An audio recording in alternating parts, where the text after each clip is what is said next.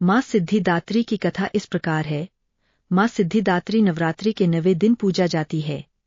पौराणिक मान्यताओं के अनुसार जब धरती पर असत्य और अधर्म का जोर बढ़ने लगा था, तो देवताओं ने भगवान शिव और विष्णु से सहायता मांगी। इस संकट से निपटने के लिए उनसे उत्पन्न तेज से माँ सिद्धिदात्री प्रकट हुईं।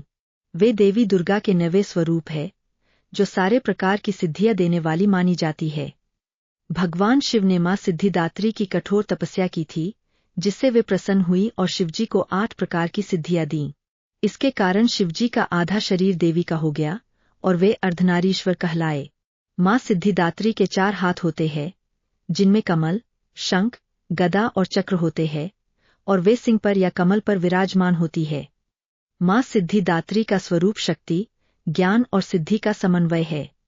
वे अधर्म, अधार्मिकता, लोभ और अज्ञानता को दूर करती है और अपने भक्तों को सद्गुण और आध्यात्मिक उन्नति की दिशा में ले जाती है। नवरात्रि के अंतिम दिन उनकी पूजा करने से सभी मनोकामनाएं पूर्ण होती है और घर में सुख समृद्धि आती है। पूजन विधि में स्नान करके पूजा स्थल पर मां की मूर्ति या चित्र स्थापित करना, कमल या गुलाब के फूल चढ़ाना, ह्रीं दुर्गाय नमः मंत्र का 108 बार जप करना, कन्या पूजन और कन्याओं को भोजन कराना शामिल है। इसके बाद व्रत खोलने की परंपरा होती है।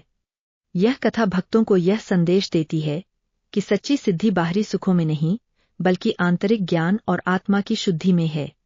माँ सिद्धिदात्री की भक्ति से लौकिक और परलौकिक दोनों प्रकार की सिद्धियां प्राप्त होती है और जीवन में समृद्धि आती है। यह कथा नवरात्र की पूजा में अत्यंत महत्वपूर्ण मानी जाती है और इसे सुनने जापने से अश्वमेध यज्ञ का फल भी प्राप्त होता है। यह सारी जानकारी विभिन्न हिंदू धार्मिक शास्त्रों और पुराणों पर आधारित है और नवरात्रि के धार्मिक महत्व को दर्शाती है।